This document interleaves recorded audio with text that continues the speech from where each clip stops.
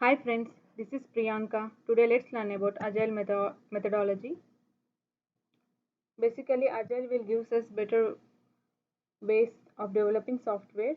Agile methodologies all started based on four core principles.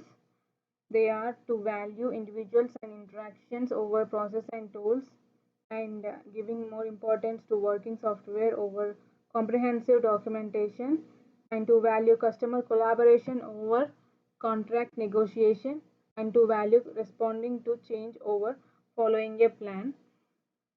So agile principles are all about being collaborative, flexible, and being adaptive. And agile software development principles are 12.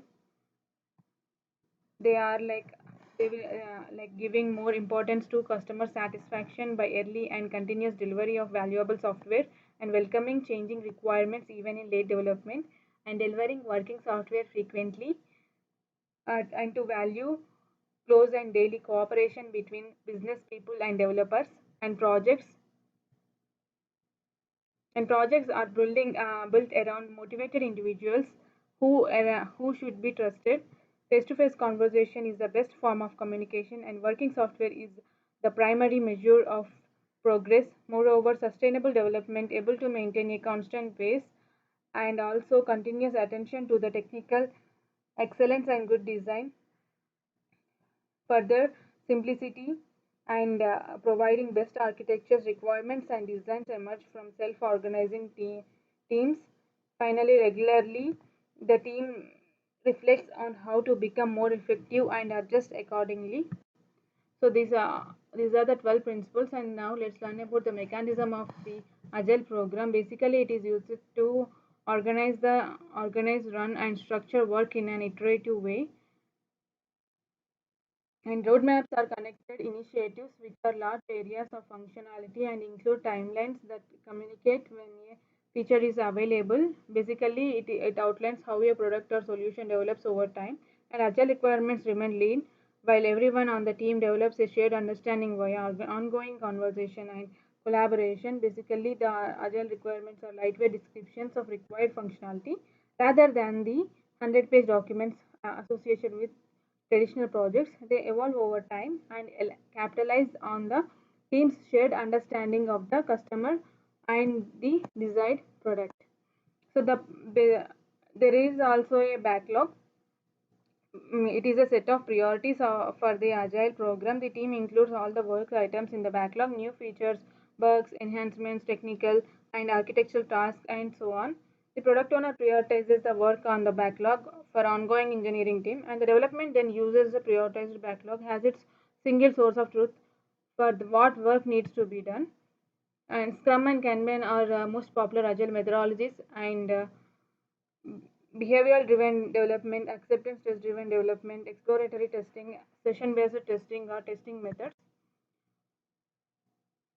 Both frameworks, however, use large delivery vehicles like epics and versions to structure development for a synchronized release of candidates out to production. So basically, they use stories, epics, initiatives, and teams. What are these? Let's learn. So stories are also called as user stories, are short requirements or requests written from the perspective of an end user, whereas epics are large bodies of work that can be broken down into a number of smaller tasks. They are also called stories. Initiatives are collections of epics that drive toward a common goal. These themes are large focus areas that span the organization. So now let's learn about the Scrum methodology. Scrum is ideally a project management methodology which works best for rising and emerging companies and works, but it but is mostly used for software development. It started off in 1986 when Scrum was created as an agile flexible approach to project management rather than sequential manner. This was created with the intent of keeping the whole of the teamwork responsible for the decision and the problem solving process, and accepting and being ready to any type of flexibility. This approach was widely appreciated and started gaining momentum in the project management business. To produce an end product, and in the desired objective, there are three fundamental roles in the Scrum process. These core roles make up the main Scrum team. They are product owner, team, and Scrum master. Product owner is in every way the voice of the customer. He is responsible for voicing the customer problems, needs, requirements, and communicating with the customer as well as other team members about the work. Product owner work is very much related to be a good coordinator. It doesn't matter if he is a big team beneath him or not. He is pretty much the project coordinator. When it comes to the team includes development team, testing team, and all. Development team is basically a team three to nine workers who are constantly working to keep the entire Scrum team organized.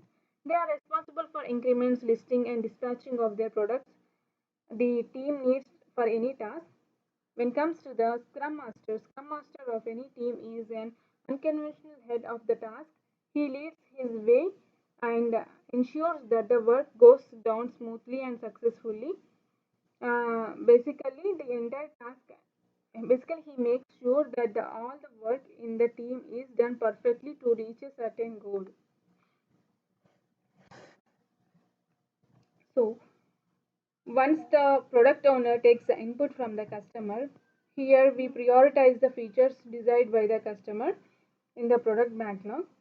And a sprint is basically the time or duration each task takes to complete. Each new work is started with a planning, which allows all team members to properly brainstorm and decide which is the best way to do the current work.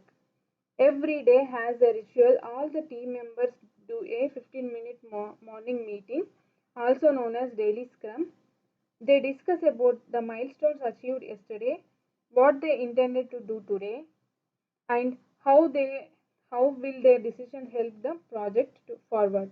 So the daily scrum is done every day at a fixed time with all the team members, those who are there at the moment. After the end of any project, there is a scrum review and scrum retrospective, in which they review their work, reflect on it, and identify any areas they find they should improve on. Scrum is an excellent way of project management for its organized manner and flexibility, and allowing openness to all the team members instead of letting only the heads take the major decisions. So tools there are some tools used in Scrum. They are Scrum board and user stories, burn down chart, time boxing, icebox, and product backlog. So let's learn about some of the features of Scrum. So Scrum features are product backlog meeting and sprint planning meeting, backlog refinement meeting, daily Scrum meeting, sprint review meeting, and sprint retrospective meeting. In product backlog, product owner and Scrum team prioritizes the task on the user stories and requirements. Product description is not considered as a task, but it is included in the obligatory list of functions. Then Scrum team manages priorities for each sprint in the product backlog. When it comes to sprint planning meeting, it is like before holding the sprint, product owner defines the tasks which are to be discussed at the sprint planning event. Then Scrum team sorts out the tasks for every sprint. So the tasks are transformed from product backlog to sprint backlog. When it comes to backlog refinement meeting or grooming, um, this backlog refinement meeting is conducted at the end of each sprint. Scrum team and the product owner meet to ensure that everything is ready to complete the next sprint. Team can remove some user stories which are not related to the main task, create new users, reprioritize tasks, and divide tasks into subtasks. The key goal of backlog refinement meeting is to define relevant tasks which serve the purpose. So the importance of daily Scrum meeting is that it is held in every morning lasts about 15 minutes. Every scrum, where every Scrum team members discusses his plans and issues he has faced when completing the sprint. The meeting helps everybody keep informed. Basically, they will tell about what they have done yesterday and what will they do today, and they also discuss about what are their blockers. So, when coming to the sprint review meeting, it held at the end of every sprint, where every team member presents the task he has accomplished by the time. Usually, it's forbidden to use the PowerPoint slides. And in the sprint retrospective meeting, at the end of it is also held at the end of the every sprint. The team defined how a good scrum is and discusses the changes which are to be implemented for the next sprint. Besides, the team discusses the positive experience and negative experience and what could happen if we did it differently. So they discuss all these things in sprint retrospective meeting.